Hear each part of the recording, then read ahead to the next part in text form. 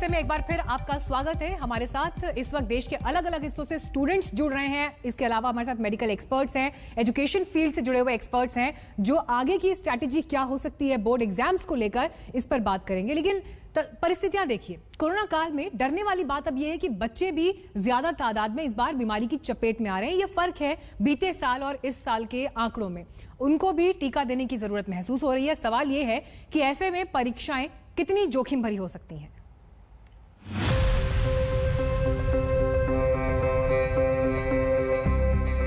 Corona की पहली लहर से बच्चे बच गए।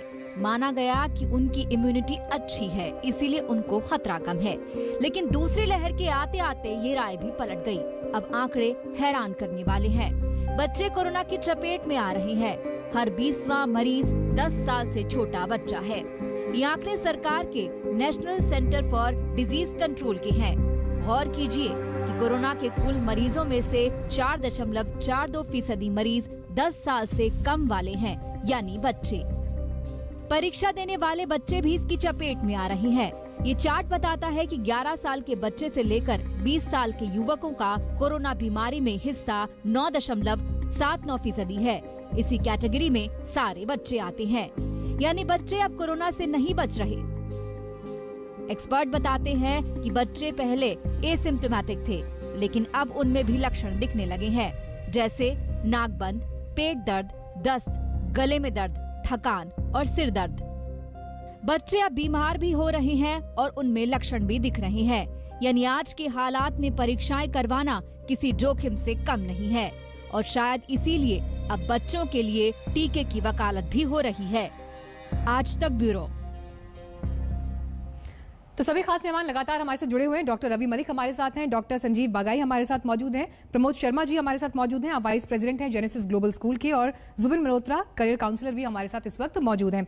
डॉक्टर रवि मलिक, एक रिपोर्ट हमने अभी दिखाई जिसमें हमने इस बात का जिक्र किया कि कैसे बच्चे अभी वैक्सीनेशन के दायरे से बाहर हैं, लेकिन परिस्थितियों को देखकर जरूरत ये महसूस हो रही है कि उन्हें भी इस दायरे में लाना पड़ सकता है आने वाले समय में। बिल्कुल, उन्हें लाना पड़ सकता है दायरे वाले समय में। जैसे मैंने बताया कि 18 साल से छोटे जो व्यक्ति हैं वो हमारे देश में 41% की पॉपुलेशन, यानी कि आप इमेजिन कीजिए कि कम से कम वो 50 करोड़ के करीब उनकी जो है पॉपुलेशन है, जो कि बहुत बड़ी पॉपुलेशन है। लेकिन यहाँ पर समस्या भी यही है कि बच्चों की जो ट्रायल्स हैं वो भी चल रहे हैं और अभी वो पूरे होंगे और उनमें थोड़ा टाइम लगेगा, तभी अप्रूवल मिलेगा। हर वैक्सीन में होता यही है कि शुरुआत में वो एडल्ट्स के लिए आती है और धीरे धीरे करके उसको फिर बच्चों के ऊपर ट्रायल्स होते हैं और फिर बाद में बच्चों की वैक्सीन आती है। लेकिन हाल फिलहाल अभी हमारे पास में 18 साल से छोटे बच्चों की वैक्सीन नहीं है। पूरे वर्ल्ड में केवल एक ही वैक्सीन है, फाइजर, जो कि 15 से 18 साल के लिए अभी तक अप्रूव्ड है। फाइजर के भी ट्रायल शुरू हो गए हैं, तो बच्चों के लिए जब अप्रूव होगी तब होगी। तो ये तो एक इम्पोर्टेंट चीज, जब तक हमारे बच्चों की वैक्सीन नहीं आती है तब तक हमें उन्हें बचा के रखना चाहिए। ये बहुत बड़ा फैक्टर है। जैसे डॉक्टर बगई ने बहुत अच्छी बात बताई है कि अब जो कोरोना की लहर आ रही है ये बच्चों को थोड़ा ज्यादा चपेट में ले रही है, और उन्होंने जैसे बताया कि मोर्टेलिटी रेट भी 2.7% है, जो कि डेफिनेटली काफी स्केरी है। और ये बहुत विवेक के साथ डिसीजन लेने की आवश्यकता है। बच्चों की जान पहले जरूरी है, डेफिनेटली एजुकेशन भी बहुत जरूरी है, लेकिन जान बहुत जरूरी है। हो सके तो ऑफलाइन अगर काम हो 12th के लिए तो ठीक है, और 10th के लिए पुराने इसी सवाल को लेकर मैं जुबिन मल्होत्रा के पास जा रही हूँ। देखिए जुबिन साहब, जो पॉइंट यहाँ पर डॉक्टर मलिक कह रहे हैं कि वैकल्पिक व्यवस्था की जाए। आपने पहले कहा था कि 10th के एग्जाम बेशक कैंसिल हो जाए, लेकिन 12th के लिए एग्जाम होने चाहिए। लेकिन उसके लिए बेहतर विकल्प, बेहतर ऑप्शंस क्या हो सकते हैं, और क्या हमारा सिस्टम उसके लिए उतना तैयार है? देखिए, कोई भी जो स्कूल लीविंग एग्जाम, जो कॉमन एग्जाम है, उसमें सबसे इम्पोर्टेंट एक फैक्टर है कि fairness and an equal access. कई बार लोग ऑप्शंस कहते हैं कि ऑनलाइन एग्जाम, ये ऑनलाइन एग्जाम्स में आप कितनी स्ट्रिक्टली उसकी मॉनिटरिंग कर सकते हैं, क्या वो इक्वल एक्सेस है स्टूडेंट्स को? क्योंकि ये देखिए, ये सिर्फ एक राज्य में एग्जाम नहीं है, ये पूरे देश, सेंट्रल बोर्ड का एग्जाम है जो देश भर में होना होता है। ये आसान नहीं है। स्कूल के भी एग्जाम्स हम देख रहे हैं, कराते हैं, बिजली चली जाती है, नेट कनेक्शन ड्रॉप हो जाता है। ये ऑनलाइन मोड में आई डोंट थिंक अभी हम रेडी हैं, ना वो एक इक्वली फेयरली किया जा सकता है। एक और पॉइंट पहले छूट गया था, ये तकरीबन आई थिंक ये लेट फरवरी अर्ली मार्च की बात है। दिल्ली में ही कई स्कूल्स में स्टूडेंट्स को बुलाया गया था प्रैक्टिकल क्लासेस वगैरह के लिए, और वहीं एक स्कूल में एक स्टूडेंट को कोरोना पॉजिटिव पाया गया था, एंड इमीडिएटली आपको वहां बंद करना पड़ा। बोर्ड को ये आंसर करना है क्वेश्चन कि यदि एक एग्जाम सेंटर पे एक स्टूडेंट को कोरोना पॉजिटिव होता है, क्या फिर वो एग्जाम सेंटर को किस तरह अगले एग्जाम्स होंगे उसी सेंटर पे? यही सबसे बड़ी चुनौती है। ये आपने जिस बात का जिक्र किया इसको मैं डिटेल में डिस्कस करना चाहूंगी। प्रमोद शर्मा जी भी इस पर रिएक्शन देंगे, क्योंकि वो इस वक्त स्कूल्स को कैसे मैनेज करना है, कैसे आगे काम बढ़ाना है, उस पर भी नजर बनाए हुए हैं। स्टूडेंट्स के भी कुछ यहाँ पे सवाल हम ले लेते हैं। हमारे साथ प्रथम इस वक्त जुड़ गए हैं। प्रथम, सवाल पूछिए अपना।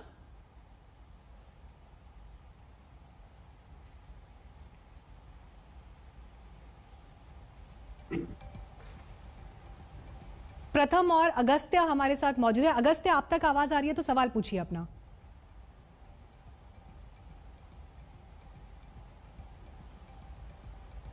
बहुत सारे स्टूडेंट्स आपको हैंड्स रेजेस करते हुए दिखाई दे रहे हैं।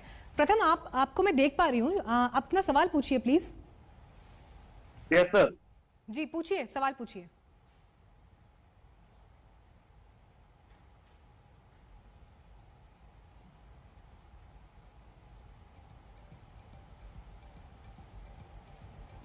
अगस्त्य, अगर आप अपना सवाल यहाँ पर रखना चाहें तो कुछ कनेक्टिविटी इश्यूज हैं। जिस प्रथम, मैं आपको देख पा रही हूँ यहाँ इस विंडो में। आप मेरा सवाल ये है, जैसे बच्चों में संक्रमण बहुत पाया जा रहा है नए स्ट्रेन की वजह से, तो अगर कोई दुर्भाग्यवश कोई बच्चा 3 या 4 दिन पहले बोर्ड एग्जाम से अगर संक्रमित हो जाता है तो उसके साथ क्या किया जाएगा? उसका तो पूरा साल बर्बाद हो जाएगा सर। ठीक है, ये बहुत अहम सवाल प्रथम आपने उठाया और ये सवाल मैं प्रमोद शर्मा जी के पास लेकर जाऊंगी। और जो स्टूडेंट्स हमारे साथ जुड़ रहे हैं, हम चाहेंगे 2-4 सवाल और ले लें, फिर एक साथ फिर आगे बातचीत को बढ़ाएंगे। अगस्त्य, आप पूछिए अपना सवाल। अगस्त्य, आई थिंक ये सवाल कई स्टूडेंट्स के मन में होगा। प्रमोद शर्मा जी, देखिए, एक भी स्टूडेंट अगर संक्रमित हो जाता है, जिस सेंटर पर वो एग्जाम के लिए बैठ रहा है वहां क्या होगा, कितने लोग उस खतरे के दायरे में आएंगे। उस स्टूडेंट को अपनी चिंता है कि उसके साथ पूरा अगले साल उसका बर्बाद हो रहा है, वो वक्त कैसा जाएगा। अभिभावकों के लिए परेशानी का विषय है। तो ये एक ऐसी चुनौती है जिसके लिए या तो एक बड़े प्लान की जरूरत है या फिर इसके लिए क्या कदम उठाए जाने चाहिए। देखिए, चुनौती तो है, इसमें तो कोई शक ही नहीं है। और क्लास 12 के में अभी तक हम एक सेंटर बनाते थे जहां 4-5 स्कूलों के बच्चे आते थे और एग्जाम देते थे। इस सिचुएशन को थोड़ा सा डिफ्यूज करें, अपने जो बच्चे हैं अपने अपने स्कूल में ही एग्जाम दें, एक सेंटर पे ना जाएं, तो एक number of students who will go to a centre they decrease. जब उनका नंबर कम हो जाता है तो फिर हम उस प्रॉब्लम को उसी तरह से टैकल कर सकते हैं। अब इसके लिए तो सरफेस सैनिटाइजर्स ही चाहिएंगे, सैनिटाइज भी करना पड़ेगा। जहां तक उस बच्चे ने पूछा कि अगर मैं संक्रमित हो जाता हूं कुछ दिन पहले तो मेरे साथ क्या होगा, वो मेरे ख्याल से कंपार्टमेंट में कंपार्टमेंट एग्जाम्स जब होते हैं तब उस कंपार्टमेंट एग्जाम में वो बच्चा अपना एग्जाम दे सकता है। तो ये एग्जाम एक बार की जगह इस अगले 3-4-5 महीने में 2 या 3 बार में हो सकते हैं। प्रमोद जी, लेकिन देखिए, एक सवाल मैं इसमें जोड़ रही हूँ। देखिए, अभी हमने देखा कोर्ट ने किस तरह से कहा कि अगर आप अकेले गाड़ी में बैठे हैं तो भी आपको मास्क लगाना जरूरी है। हम देख रहे हैं नाइट कर्फ्यू अलग अलग हिस्सों में लगाया जा रहा है, आंशिक रूप से लॉकडाउन कई जगहों पर लग रहे हैं। जब ये परिस्थितियां देश में हैं, एम्बुलेंस कम पड़ रही हैं, बेड्स फुल हो चुके हैं, तो फिर बच्चों को इस चिंता में डालना, इस साइकोलॉजिकल प्रेशर में डालना, पेपर होंगे नहीं होंगे, इस असमंजस में उनको डालना कहां तक जायज है? आप बिल्कुल ठीक कह रही हैं, पर ये जो सिचुएशन है, ये सिचुएशन बढ़ेगी फिर कम भी होगी। तो जब कम हो उस वक्त एग्जाम्स कंडक्ट करने की कोशिश की जाए और अपने ही सेंटर में कंडक्ट करने की कोशिश की जाए। यूनिवर्सिटी से पूछा जाए कि जब आईवी लीग यूनिवर्सिटीज दुनिया भर की प्रेडिक्टेड ग्रेड्स पे एडमिशन कर सकती हैं, आप लोग क्यों नहीं प्रेडिक्टेड ग्रेड्स पे एडमिशन कर सकते, जो कि प्री बोर्ड ग्रेड्स ही होते हैं एक तरह से अगर देखा जाए। तो हर प्रॉब्लम्स हैं, इसमें कोई शक नहीं कि चुनौती बहुत बड़ी है, पर हर चुनौती का समाधान होता है और समाधान ढूंढा जा सकता है। पर जिन बच्चों को कम किया जाए, अभी 30 लाख बच्चों की बात कर रहे थे, 18 लाख क्लास 10 के हटा दीजिए, अब 12 लाख की बात कीजिए। 12 लाख में से बड़े सेंटर से हटा के अपने अपने स्कूल में एग्जाम कराइए, बच्चे कम हो जाएंगे। और इनमें इंग्लिश में सारे बच्चे आते हैं, बाकी डिफरेंट सब्जेक्ट में कम बच्चे आते हैं, तो आप प्रॉब्लम को टैकल कर सकेंगे। डॉक्टर संजीव, जो परिस्थितियां इस वक्त दिखाई देती हैं, जैसे अब स्टूडेंट्स की परेशानियों का जिक्र बार बार हो रहा है, मैं चाहूंगी कि आप बताएं कि क्या एग्जाम्स इस तरह के माहौल में मुमकिन भी हैं? ये एक्चुअली सबसे जरूरी क्वेश्चन है। Just give me 1 minute and मैं आपको अच्छे से एक्सप्लेन करता हूँ। ये अनप्रेसिडेंटेड चीज हो रही है हमारी आंखों के सामने। ये मतलब 100 साल 150 साल में एक बारी होती है एंड ये बहुत अनफॉर्चुनेट चीज है। हमने जान बचानी है, हेल्थ केयर सिस्टम को ओवरलोड नहीं करना है। हमें पता है कि फिजिकल प्रेजेंस स्कूल या कॉलेज एग्जाम्स बिल्कुल डिजास्टर होंगे, ये सुपर स्प्रेडर इवेंट होंगे और ये बच्चे घर जाके ओल्डर या family members, parents, grand parents को ये इन्फेक्शन फैलाएंगे। बच्चों को अनसर्टनिटी में रखना सबसे दुखद बात है। हमें ये एक सिंपल चीज करनी चाहिए कि इंटरनल असेसमेंट जो पिछले 1 साल का है, उसके हिसाब से बच्चों को पास करना चाहिए या ग्रेड देना चाहिए या इवेल्युएट करना चाहिए। 1 साल बच्चे का बर्बाद नहीं होना चाहिए, क्योंकि जिन बच्चों ने आगे यूनिवर्सिटीज में अप्लाई करना है या आगे अपने करियर ऑप्शन देखने हैं, उसमें बहुत अनसर्टनिटी आएगी।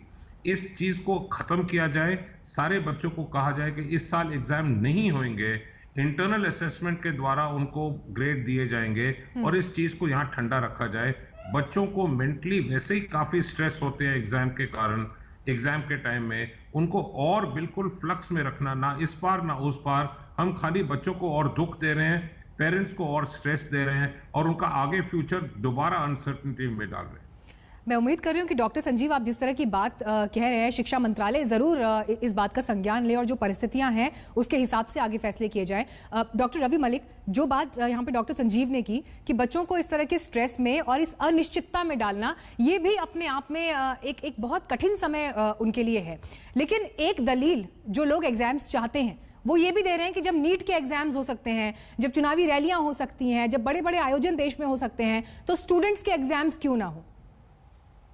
देखिए, ये दलील देना, अगर ये गलती किसी वजह से कि कोई व्यक्ति कर रहा है तो उसका मतलब ये नहीं है कि हम दूसरी गलती भी करें। 100 साल में पहली बार ये हमारे यहाँ पेंडेमिक आया। पिछली बार हमें मालूम है जो पेंडेमिक 100 साल पहले स्पेनिश फ्लू आया था, 5 करोड़ लोगों की मौत हो गई। तब तो हमारी पब्लिक इतनी ज्यादा थी भी नहीं, और इस वक्त पेंडेमिक हमारे को दिख ही रहा है कि वो कितना विकराल रूप लेता जा रहा है। तो मैं नहीं समझता कि इस इतने बड़े विकराल पेंडेमिक के सामने एग्जाम जो है, डेफिनेटली एग्जाम बड़ी इंपॉर्टेंट चीज है, लेकिन इस विकराल पेंडेमिक के सामने जहां पर भी लोगों की जानों को खतरा है, ना केवल बच्चों की बट टीचर्स और उनके अभिभावकों और पेरेंट्स की भी जान को खतरा है, मैं नहीं समझता कि इस तरह का रिस्क लेना चाहिए। खासकर कि ये छोटे मोटे अमाउंट नहीं है, 35 लाख बच्चे हैं जो कि इसमें, और वो भी अभी प्रोटेक्टेड नहीं है। तो मैं समझता हूँ कि internal assessment is a good idea, या प्री बोर्ड के एग्जाम हो, या that is a good idea. और 10th के बच्चों को तो बिल्कुल भी छेड़ना नहीं चाहिए, उनको तो आधे अलग से कर देना चाहिए, और 12th के बच्चों के लिए सोचना चाहिए। और अगर ऑफलाइन पॉसिबल नहीं है तो ऑफलाइन तो वैसे भी नहीं देना चाहिए, क्योंकि एक ही कमरे के अंदर इतने सारे वो नहीं है। और अगर ऑनलाइन किसी वजह से पॉसिबल नहीं है तो इंटरनल असेसमेंट्स करनी चाहिए। इस पर जो बात देखिए डॉक्टर मलिक आप कह रहे हैं, इससे बेहतर नोट कोई और हो नहीं सकता इस कार्यक्रम को खत्म करने के लिए। मैं अक्सर इस तरह के कार्यक्रमों में यही बात कहती हूँ कि साइंस को सुनना, डॉक्टर्स को सुनना बहुत जरूरी है, क्योंकि ये संकट ऐसा है जो इससे पहले नहीं देखा गया, और इसीलिए कठिन संकट है तो फैसले भी कठिन लेने पड़ेंगे। आप सभी का बहुत बहुत धन्यवाद इस बातचीत में, चर्चा में हमारे साथ जुड़ने के लिए और स्टूडेंट्स की आवाज को शिक्षा मंत्रालय तक पहुंचाने के लिए। वक्त एक ब्रेक का, देखते रहिए आज तक। तो आप देख रहे थे हमारा ये खास प्रोग्राम जिंदगी का इम्तिहान क्यों। ये सवाल इस वक्त इसलिए जरूरी है क्योंकि जिस तेजी के साथ कोरोना के केसेस बढ़ रहे हैं, उसके बाद अब ये फैसला लेने की घड़ी आ चुकी है कि बोर्ड एग्जाम्स को लेकर आगे की रणनीति क्या हो, रद्द किया जाए या फिर कोई विकल्प तलाशा जाए। वक्त एक ब्रेक का, देखते रहिए आज तक। नमस्कार, मैं हूं अंजना ओम कश्यप। हमें उम्मीद है ये वीडियो आपको पसंद आया होगा। लेटेस्ट खबरों के लिए यूं ही देखते रहिए आज तक, और इस वीडियो के पसंद आने पर लाइक, शेयर एंड सब्सक्राइब करना ना भूलें।